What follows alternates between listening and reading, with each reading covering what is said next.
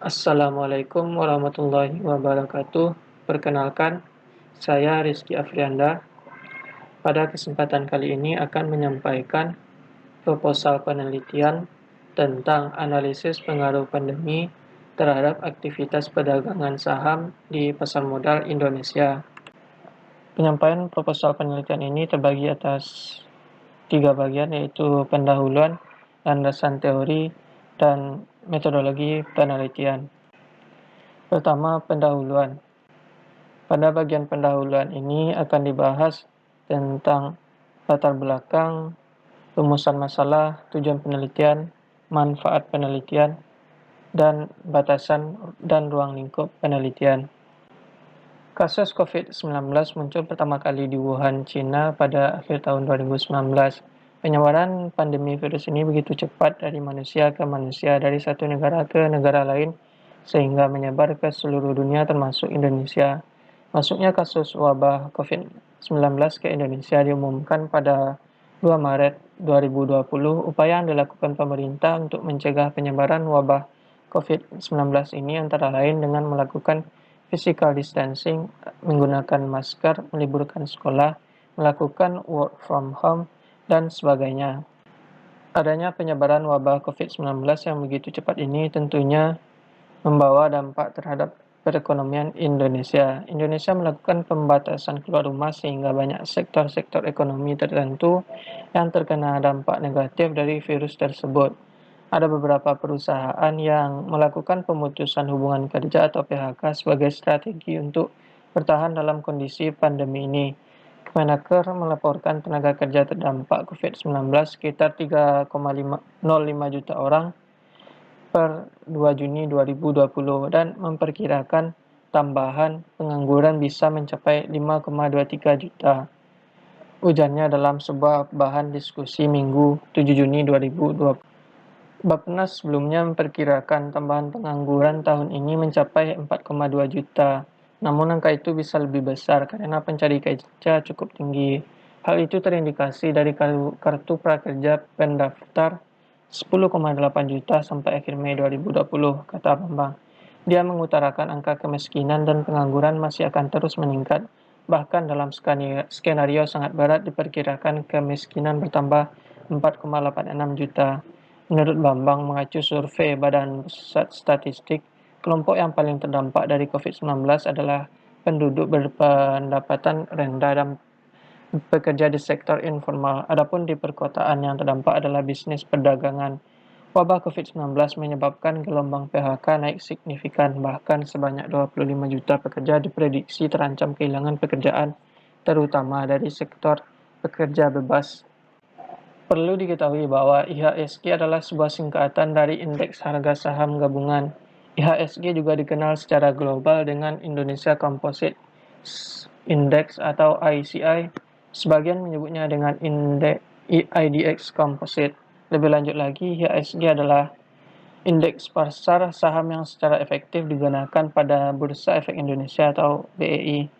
Indeks ini merupakan daftar seluruh saham yang saat ini diperjualbelikan di BEI. Pada umumnya, IHSG digunakan sebagai acuan kenaikan maupun penurunan pasar investasi saham secara nasional dan internasional. Di samping IHSG, Indonesia pun memiliki indeks saham lainnya, di antaranya indeks saham Kompas 100, indeks LQ45, indeks saham sektoral, dan lain sebagainya. Meski IHSG adalah poin dan persentase rata-rata saja, memantau pergerakan IHSG juga dapat membantu dalam mengetahui kondisi perekonomian di negeri ini. Manfaat IHSG lainnya adalah untuk menginformasikan kepada para investor kapan mereka dapat menambahkan dana untuk saham perusahaan tertentu atau bahkan menarik dana maupun menjual saham milik mereka. Untuk para investor pemula, manfaat IHSG adalah sebagai bahan pertimbangan yang cukup akurat dalam melakukan transaksi, terutama untuk membeli saham liquid, saham yang mudah diperjualbelikan pada indeks LQ45. Pada kesempatan ini akan dilakukan penelitian mengenai dampak pandemi COVID-19 terhadap pasar modal Indonesia, di mana peneliti akan menggunakan data IHSG dan juga volume perdagangan saham sebelum adanya pengumuman nasional kasus pertama virus COVID-19 atau corona di Indonesia dan juga sesudah pengumuman tersebut. Selanjutnya yaitu rumusan masalah. Pada penelitian ini, rumusan masalah dapat dituliskan antara lain. Pertama, apakah terdapat perbedaan signifikan IHSG sebelum dan sesudah pengumuman nasional kasus pertama COVID-19? Kedua, apakah terdapat perbedaan signifikan volume perdagangan saham di pasar modal Indonesia sebelum dan sesudah pengumuman nasional kasus pertama COVID-19? Tujuan penelitian. Dilakukannya penelitian ini adalah untuk mengetahui pengaruh dari peristiwa pandemi terhadap IHSG dan volume transaksi di pasar modal Indonesia. Untuk manfaat penelitian, pertama itu secara akademis, untuk memberikan kontribusi dalam pengembangan ilmu ekonomi, khususnya ilmu investasi, baik secara konseptual maupun secara metodologis. Kedua itu secara praktis. Dengan dilakukannya penelitian ini diharapkan dapat memberikan gambaran tentang seberapa besar pengaruh dari suatu peristiwa terhadap aktivitas perdagangan di pasar modal Indonesia. Batasan dan ruang lingkup penelitian. Penelitian ini hanya difokuskan kepada aktivitas perdagangan di pasar modal Indonesia secara keseluruhan melalui data IHSG dan volume perdagangan saham. Bagian selanjutnya itu tentang landasan teori. Pada bagian ini akan dibahas tentang kerangka berpikir sekaligus kerangka teoritis. Untuk kerangka berpikir, pada penelitian ini akan dibandingkan antara data 31 hari sebelum pengumuman dan data 31 hari setelah pengumuman. Data tersebut berupa IHSG dan volume perdagangan saham. Untuk tanggal pengumuman sendiri itu tanggal 2 Maret 2020. Selanjutnya itu kerangka teoritis. Pertama, saham. Menurut Hidayat dalam Iva Nurmasari, saham adalah tanda penyertaan andil atau pemilikan seseorang atau lembaga dalam suatu perusahaan. Saham terdiri dari dua macam, yaitu saham preferen atau saham istimewa dan saham biasa. Kedua saham tersebut mempunyai perbedaan pada hak dan kewajiban yang dimiliki oleh investor atau pemegang saham. Ketika investor mempunyai saham, investor akan mendapatkan keuntungan yaitu berupa return saham. Tingkat pengembalian atau return saham merupakan besarnya laba atau return yang akan investor peroleh. Tingkat pengembalian atau return saham ini ada dua macam, yaitu dividen dan capital gain.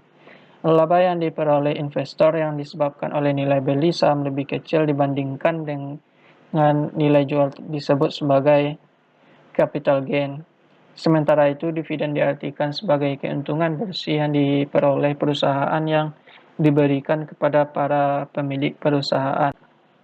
Selain sisi positif yaitu mendapatkan keuntungan, investasi saham juga mempunyai risiko. Risiko dari investasi saham ini antara lain risiko likuidasi dan capital loss. Capital loss adalah kerugian yang diperoleh investor karena nilai penjualan saham lebih kecil dibandingkan dengan nilai pembelian. Capital loss ini merupakan kebalikan dari capital gain. Sedangkan risiko likuidasi menurut Iva Nurmasari merupakan risiko yang terjadi karena saham perusahaan yang kita miliki dinyatakan bangkrut oleh pengadilan atau perusahaan tersebut dibubarkan. Pada saat perusahaan bangkrut, pemegang saham akan mendapatkan haknya pada urutan terakhir, yaitu setelah perusahaan melunasi seluruh kewajiban hutangnya. Apabila seluruh hutang perusahaan sudah dilunasi dan masih terhadap sisa aktiva, maka akan dibagikan kepada seluruh pemegang saham. Tetapi apabila aktiva yang dimiliki perusahaan telah habis, maka pemegang saham akan kehilangan uang yang telah diinvestasikannya. Indeks harga saham gabungan atau IHSG. Indeks ini mencakup semua harga saham biasa dan preferensi yang tercatat dalam BEI. Artinya, pergerakan indeks menggambarkan apakah pasar saham sedang aktif atau lesu. Seperti yang diketahui bahwa saham merupakan produk dari pasar modal. Saham adalah penyertaan modal dan dalam kepemilikan sebuah perseroan terbatas atau yang biasa disebut dengan emiten. Sedangkan harga saham adalah nilai suatu saham di bursa efek yang dijadikan patokan saat akan melakukan transaksi jual beli. Kita dapat melihat harga saham secara real time di situs resmi Bursa Efek Indonesia. Ratusan saham yang terdaftar di BEI akan dikategorikan dalam beberapa sektor, misalnya perbankan, properti, retail, perkebunan, pertambangan, dan lainnya. Di situs BEI terdapat daftar harga saham perusahaan yang terdaftar, kemudian dirangkum dalam indeks harga. Indeks harga saham gabungan dipengaruhi oleh banyak faktor, salah satunya adalah berita ekonomi. Jadi ketika terdapat berita yang mengabarkan bahwa kondisi ekonomi suatu negara sedang turun, dipastikan IHSG akan mengalami penurunan juga. Hal ini karena investor tidak ingin menanamkan uangnya ketika kondisi ekonomi negara sedang tidak baik. Inilah cara kerja yang akan menentukan naik atau turunnya IHSG. Ketika ekonomi membaik, maka investor akan menanamkan uang pada saham di perusahaan yang terdapat di BEI. Sebaliknya, ketika ekonomi sedang menurun, investor akan menarik uangnya atau menjual saham sehingga saham akan turun. Selanjutnya itu volume perdagangan saham. Volume perdagangan saham diartikan sebagai jumlah lembar saham yang diperdagangkan pada hari tertentu.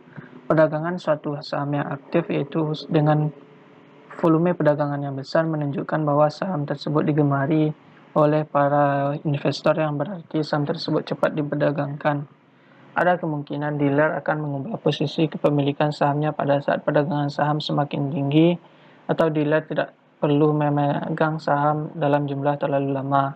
Volume perdagangan akan menurunkan kos pemilikan saham sehingga menurunkan spread. Dengan demikian, semakin aktif perdagangan suatu saham atau semakin besar volume perdagangan suatu saham, maka semakin rendah biaya pemilikan saham tersebut, yang berarti akan mempersempit bid-ask spread saham tersebut.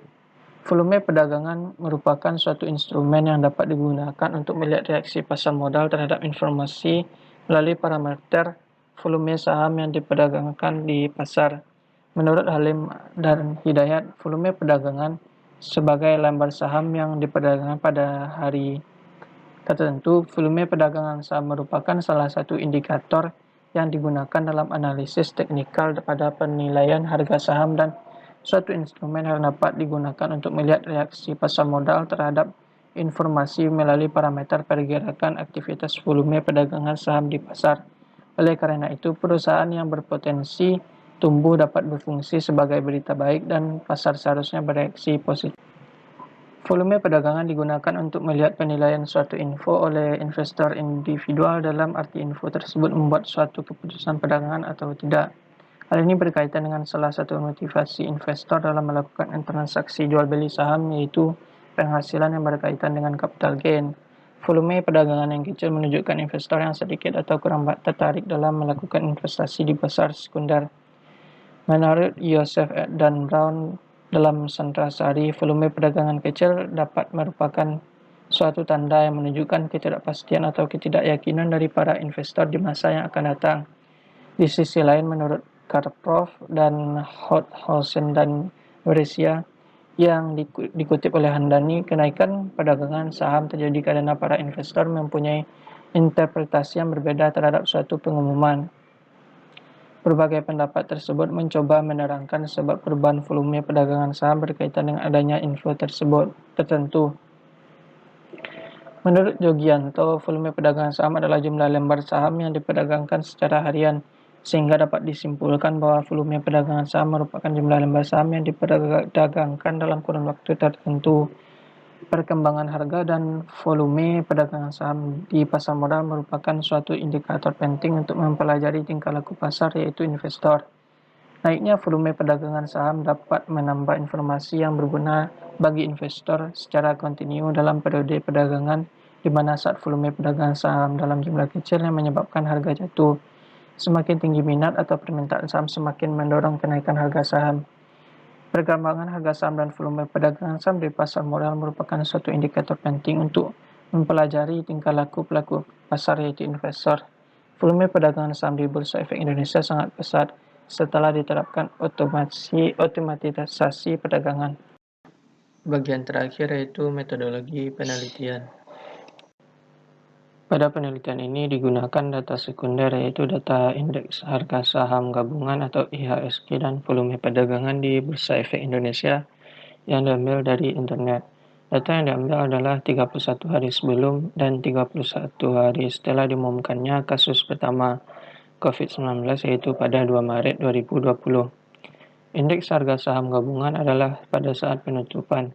Sementara itu, untuk data volume transaksi diambil dari volume perdagangan di BEI. Pada penelitian ini menggunakan paired sample t-test. Pengujian ini digunakan untuk mengukur seberapa besar perbedaan IHSG dan volume perdagangan saham di BEI sebelum diumumkannya kasus COVID-19 yang terjadi pertama kali di Indonesia dan sesudah pengumuman.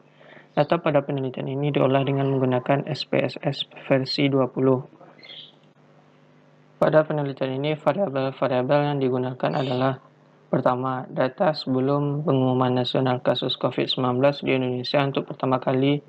Data sebelum pengumuman nasional kasus COVID-19 di Indonesia untuk pertama kali ini meliputi data IHSG dan volume perdagangan saham di BEI. Kedua, data setelah pengumuman nasional kasus COVID-19 di Indonesia untuk pertama kali. Data sesudah pengumuman nasional kasus COVID-19 di Indonesia untuk pertama kali ini meliputi data IHSG dan volume perdagangan saham di BEI. Ketiga, yaitu pengumuman nasional pertama kasus COVID-19 di Indonesia untuk pertama kali. Kasus COVID-19 di Indonesia terhitung mulai 2 Maret 2020, yaitu pada saat pemerintah mengumumkan pertama kali terdapat orang Indonesia yang terkena COVID-19. Sekian presentasi proposal penelitian dari saya. Terima kasih atas perhatiannya.